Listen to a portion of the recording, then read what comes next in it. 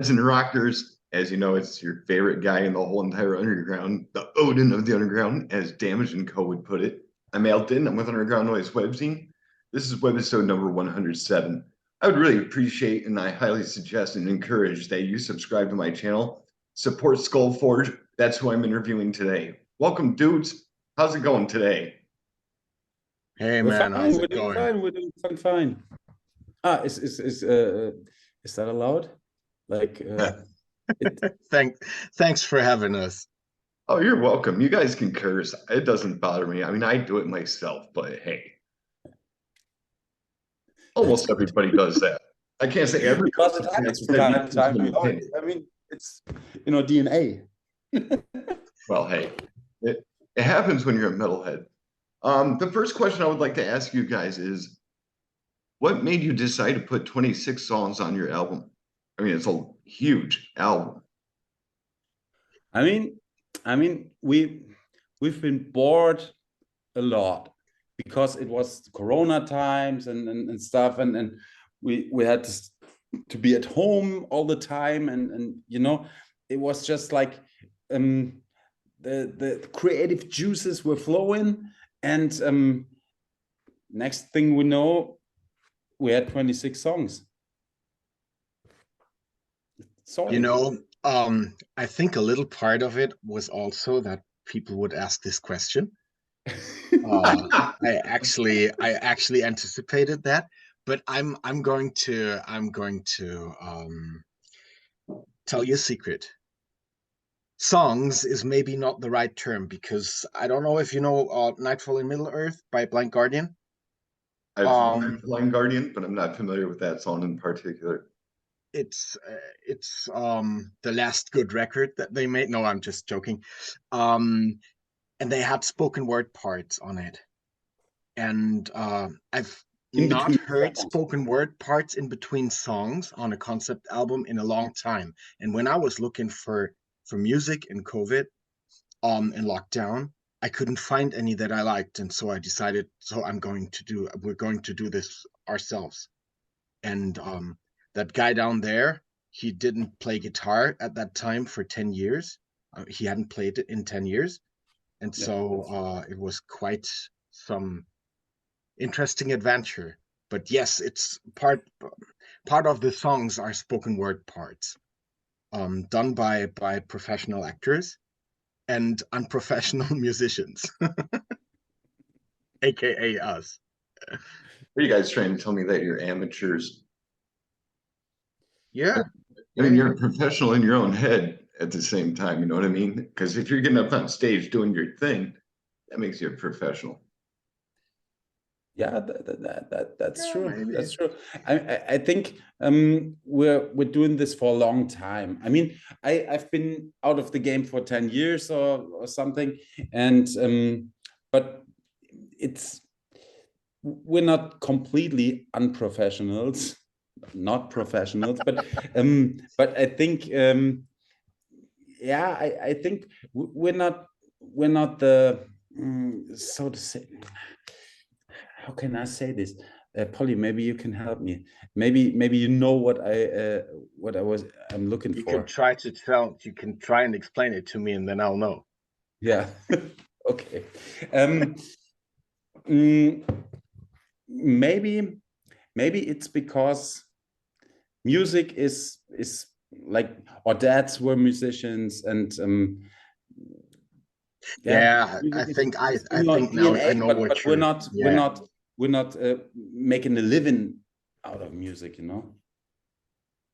Yes, exactly. But we grew up with it. We even I think I started playing guitar when I was 14, but you started earlier, right? Yeah. And I mean, we played lots of gigs with our dads. Band. They had a Beatles cover band. They were pretty good, actually. And yeah, I think this is where it comes from, really. That's very cool. My mom, she used to play the violin when she was a kid in school, and my brother would play bass and tuba, and then I learned how to play clarinet and guitar. I'm thinking like, wow, that's pretty sweet. But the first musical instrument that I ever played was a recorder. How about you guys? What was the first instrument that you learned how to play? I don't know what it is in English, but flute, like a wooden flute. Yeah. Like, yeah. Same with me. And my teachers in school always told me, "You're never gonna be a musician. You can't even play the triangle. You know." It's like, yeah, I was the worst in music classes, but then I picked up the guitar, and there you go. Hey, you outdid yourself, and they don't realize it, I guess. I met my teacher like a couple of years ago, and I told him, "Hey man, today I'm a musician. I can play the guitar pretty good, and I can play a couple different other instruments." And he was like, "Oh, I never thought of that." Who are you again? You know, I've been learning how to play the kalimba. If you guys are familiar with what a kalimba is, it's basically a thumb piano. And it's got keys on it. Oh, like this. yeah. It's like a box, kind of like a trapezoid shape almost. Uh-huh. But yeah, they sound so interesting. I'll just sit back at night and I'll just sit on my bed and I'll just like do do do do do do do do do. I'm like, hey, this is really comforting. You know, it's got some nice tones to it. So If I did that, my wife would say, "Shut up and put the fucking guitar away and just sleep." You know, when you have little kids, priorities change a little bit. yeah, that they do. You know, it's pretty interesting how those things happen. You know, I was listening to your album, the promo actually a few days or so ago, and I said to myself, oh, these guys seem to have a really extreme Dragon Force influence, it seems. I mean, you guys sound a little bit like Dragon Force, but you're better than Dragon Force, in my honest opinion. Thanks a lot. Yeah, because Dragon Force is like hyper speed. You know, it's like way too fast, out of the norm, and I'm thinking power metal shouldn't be like that. No. But what bands would you say influence your sound? Polly? I think for me it's Blind Guardian and Gamma Ray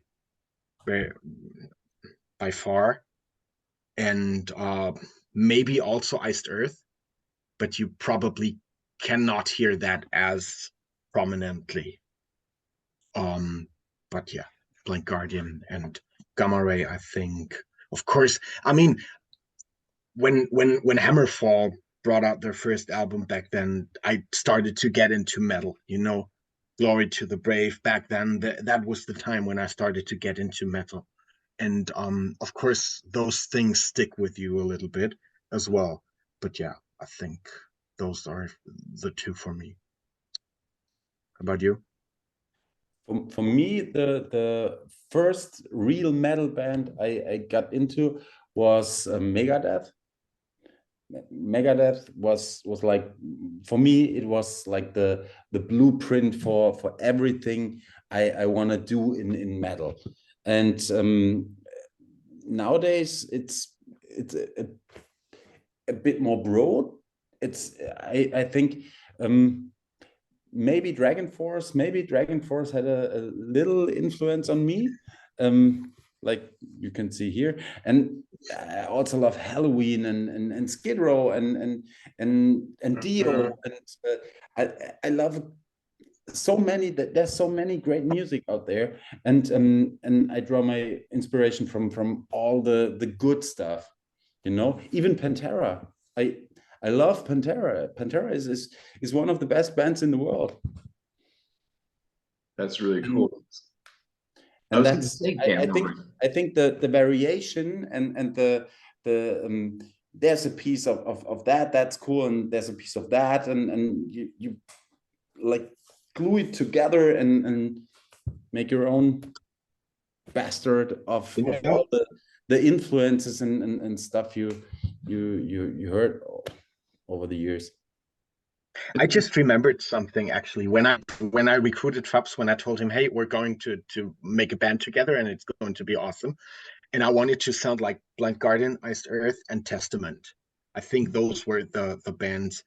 Yes, I don't. that's basically. Yeah. That's really So. cool. Yeah. No, I was going to mention the band Gamma Ray because I did hear, you know, some of their similarities within your music, and I was like, wow, these guys sound like this band, they sound like that band, they sound like this band too, and it's like, what a great combination of music. I think Thanks. it's basically it's a combination. It's not we didn't want it to sound like this band or this band. I think we created our own sound within the genre. Yeah, you guys definitely have your own sound. I mean, I was really blown away by it. Like, holy shit, man, I could listen to this every day just about. And it all happened here in my kitchen. You know, I was going to ask you, Yeah. show me your axe. Let's see your guitars, man. Let's see what you guys got. Solo guitars. And here's mine. Is 7-string? No, Hey, it's also a 6-string Solar guitars. I Neck through. Yeah, it's neck through, and it's pretty much the axe I was dreaming of all the time. Do you want me to play a bit? If you'd No. like, you're more than No, welcome. please don't. No, you can do that. Yeah. Maybe you hear it. Wait a second. I've never even heard of solar guitars, but that's actually really Noise canceling. Thanks for noise canceling.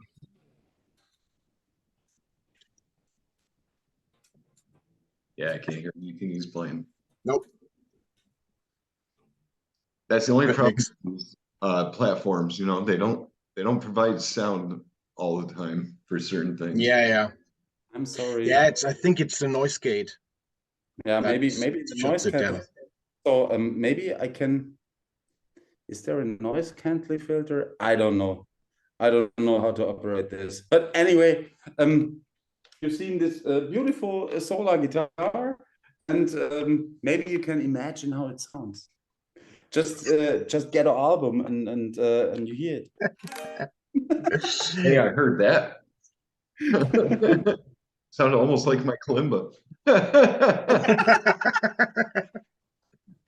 You know, maybe we should all come up with a parody and call it my kalimba. Kind of like how Weird Al did my Bologna. Yeah. Man, Weird Al's the man. I'll tell you, that guy's a genius. Have you? Did you listen to the whole album from start to finish? I did, and I picked out a couple of favorite songs off of it. It would be Really? Yeah, it's the first 5 songs that stood out as my favorite, and plus there's another one that I like. It's the video that you guys just recently came out with. Okay. Okay. Yeah, I couldn't remember the title of it right offhand. I mean, I got the album right in front of me. I mean, Yeah, it's the same with me. I can't remember the titles, but the first proper song is "Lost in the War." Okay. Which is song number 2, actually, because the first song is a spoken words part. Then For the Omni Savior is the second one. Then it's Space Hell, actually. For Space Hell, we also did a lyric video. Maybe you've seen this. If not, it's on our YouTube page. Then it's the Sovereign Protects and a Slave to the Machine. That would be the first 5 songs. That's actually. cool. But anyway, I'd like to see what your album artwork looks like, because I didn't really get a good look at it. We have the CDs already, for sure, because we made them. It's that's the cover. Kind of looks like a UFO getting ready to abduct somebody. And then we got stuff like more that. more like burn the place down, but yes. Yeah, invaders. Yeah, that's really nice artwork, man. This one. And we have a pretty much like a do-it-yourself kind of work ethic. We're doing it all ourselves with the little help of Midjourney and AI But you gotta stuff. say, I mean, you gotta say the cover was done by an Yeah. artist, The because cover itself was I done had by- we had a very specific idea how it should look like, and you can't do that with an AI, not Yeah. yet. Yeah. You know, it doesn't get everything right, and it doesn't correct things the way you want it to. So we had an artist make it, but the rest of the booklet was created with Midjourney AI, and yeah, we did everything ourselves. Yeah, it's got Yeah. that cosmic galactic feel to it, like what your album is pretty much called. Yeah, the album actually is called let me find it. It's got a long title. Intergalactic Battle Tunes, Stories from Behind the Dark Side of the Moon to the Milky Way and Beyond. That's a huge title. Yes, It is, but it's true. It's here. it's a subtitle. Hey, you made it fit. That's a good thing. That was hard, That didn't actually. sound That right, was, but whatever. You know, it's interesting. You got pink guitars, and I got a pink can of soda in my hand. What made you choose pink guitars? You like the color? I just love pink guitars. I don't know why. Something happened here. I recently I bought a new guitar cable, which is Yes, of course. Of course you do. yeah, and everything in here is pink. I have like a flamingo with lights, but you can't see the lights because the battery is empty. But anyway. Oh, but I've got something with lights. I'm a huge Mario Kart fan, so Dude, I love Mario Kart. I was just talking about Mario Kart the other day for Super Nintendo, not Nintendo 64. yeah. I remember playing that on X-Band way back in the day. I loved it. Those were the days, yeah. And stuff, and it was just amazing. That was an amazing time. Everything was like it all started, and they got the graphics right for the first time, really. Yeah. And stuff like that. It was just an amazing thing. The Super NES. Yeah, back when Blockbuster Video was still around, my brother and I, we signed up for contests over there, and he took first place. Yeah. Oh, really? Yeah. Yeah, well, it were good times. I actually got a Switch, and you can play Mario Kart on the Switch. So, Dude, I'm gonna have to check that out because I've got a Switch as well. So hey, I think the only thing you need is a $20 yearly subscription for that, and then you can play all kinds of Super Nintendo games and also Nintendo NES games as well. Man, I gotta get my ass in gear for that one. Yeah. It's 20 bucks a year. I mean, basically nothing. Yeah, that's not a bad deal if you ask me. Holy shit. I'm more of a Xbox guy. Yeah, me too. But anyway, I've got everything except for PlayStation. I don't believe in Sony. I mean, it's interesting. He's or nerding. He knows all kinds of stuff that I will never. So, yeah. I was gonna say, you know, I like PlayStation myself. PlayStation 4 to be exact. I've been playing a lot of Borderlands 3. Mm-hmm. Yeah. I'm a huge Borderlands fan, and my favorite character would have to be Zane, but my favorite enemy is a Psycho. Because they're so loud and obnoxious that you just want to kill all those little fuckers. You know, it's like, get the hell over here. But the problem that I'm having, dude, is I'm trying to defeat the Agonizer 9000 right now, and I haven't destroyed him yet. He's a level lower than I am. I'm a level higher than he is. I'm like, man, I need a fucking army to destroy this bastard. Maybe you just need a different weapon. Sometimes it does wonders. You know, I might have to visit the ammo dump just because and be like, Marcus, hook a neighbor up or help a neighbor out or something, you know? Yeah, remember Mega Man on Game Boy and also Super Nintendo? You I do. needed a specific weapon to get bosses down, and Yep. this is what it could be. Yeah, that's what I was thinking because I've got so many different guns and I'm just like, which one should I use? I'm not sure what one to do, but hey, I'll give it a shot, you know? Literally. At least you've got a reload button, right? What's that? At least you've got a reload button. Yes. Thank goodness for those reload buttons, man. I can't remember if it's triangle or if it's the X, but at the same time, yeah, those things happen. Well, my next question for you gentlemen would be, do you guys have any upcoming shows? Unfortunately, not. It's really thing difficult is, right now to get the, shows. the thing is, it's pretty hard at the moment to get any shows. It's like all the shows, all the venues are booked for at least 1 year in advance. Because of Corona, they had like a little, like in Germany, Like a backlog, yeah. Stau. Yeah, backlog. Traffic jam. Yeah, but and that's the problem. We don't get any gigs. It's hard. It's really hard. I can imagine so. I mean, I hope you guys do have some shows in the future because, hey, who knows? I might show up at one of them. I'm pretty sure we will, but maybe next year. This year, I think this year is done. I think this year that maybe one show, but Yeah. I think this year is done.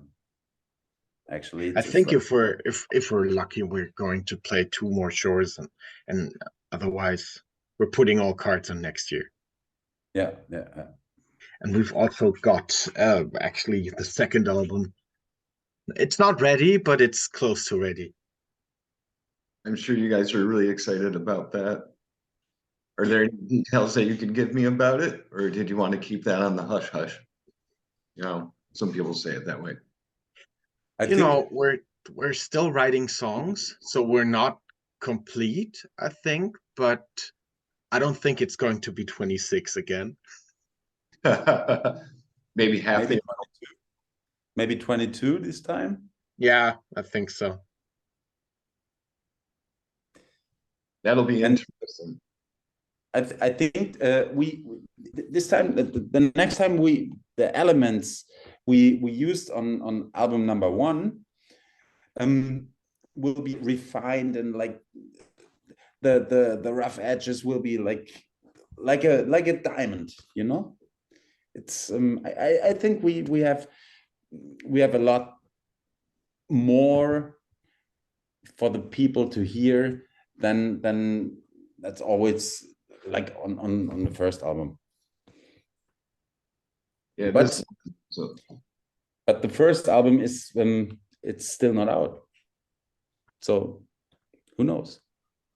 yeah, like I said, I was really blown away by seeing how many songs were on it. I was like, holy shit, man, I've never seen anybody do that before except for like Napalm Death or Nas and some support bands that come up with like this ridiculous amount of songs, and you're thinking to yourself, they're only like 2 minutes in length, but you guys actually have, grindcore.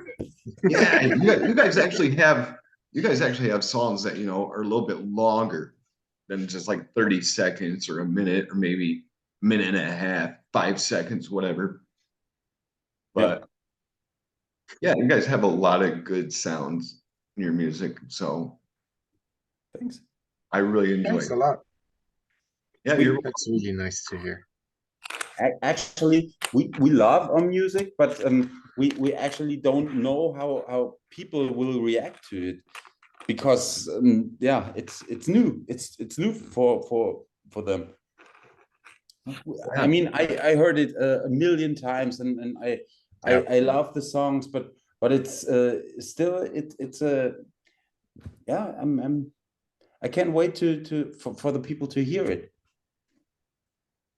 Yeah, I was going to ask you guys, how would you say the metal scene has been as of lately, do you think it's grown bigger, or do you think it was bigger back when it first started? Well, I think when I decided that I wanted to have a band again back in, I think it was September 2020 or something like that, I couldn't find any power metal that I liked. It was really hard because I did not find any bands that sounded like I want my metal to sound, you know. And I think there a lot has happened in that area, and also in thrash metal, for example. There have been pretty interesting new bands or new albums by bands that I hadn't heard yet. But I can't. It's I don't follow like black metal, for example. It's really hard for me to evaluate that subgenre. Yeah, I like I- some. Your turn. Huh? Who's? Um, Oh, sorry. whoever. But yeah, I was going to say I like some black metal bands, but at the same time, I like a lot of power metal bands, like as we've mentioned before, Gamma Ray, Blind Guardian. Yeah, are you guys familiar with the band called Thunderstone? They're out of Finland, and they're a No. power metal band. Nope, No. haven't heard them. Okay, well, I'll send you guys a video from YouTube off the Yeah, album sure. called Burning. The Burning is by far my favorite album by them, and it's really interesting because when you like the artwork on this album, it'll show like an inverted triangle with some type of design underneath it. Mhm. That same design was a design that was actually used in the movie called The Midnight Meat Train, Mhm. where Leon gets branded or scarred up rather from the demons that are slashing at his chest and his stomach. Interesting movie. What kind of music is it? What's that? What kind of music is it? Oh, it's power metal, the band Thunderstone. But I was just describing some of the artwork that's on the cover, you know, and what I've There's so seen in many the good movies. power metal bands out there. It's amazing. Yeah, a lot has happened. As That Since Ed Guy. You know, as I've told people before, there's never enough music. There's always something out there for somebody to enjoy. Yeah, that's true. But there's always going to be people that are complaining because band, I don't know, XYZ doesn't sound anything like they used to anymore. There's always going to be those people as well. And I think it's metal scene is prone to have those people as well. It was Kind of like how I feel about new metal, you know, that NU-metal subgenre. yeah. I mean, there's some of it that I can sit back and say, yeah, this is pretty decent, like Fear Factory, for an example. Mhm. They're pretty fucking good. They've been tight for years. The only product that's missing out of them is Burton. They got a new singer, but Yeah, I know. they still sound decent. Slipknot's okay. Limp Bizkit can be played frisbee with. That's how I feel about Limp Bizkit. I Yeah, always click on them in my shows, and I'm trying I to. never liked the new metal scene. I mean, all the new metal stuff is for me. It's not metal. Yeah, it's not true. It's not true metal. It's pop infused rock. Yeah, yeah. I think the new metal scene is more like it's like heavy rock music, but it's not metal. Come on, I mean, it doesn't sound like I agree. Slayer, or it doesn't sound like Dio, or it doesn't sound like any of the old school metal guys. It's just very heavy rock music, and that's about it. I think it's maybe people hate me for Yeah, that. I agree. Yeah.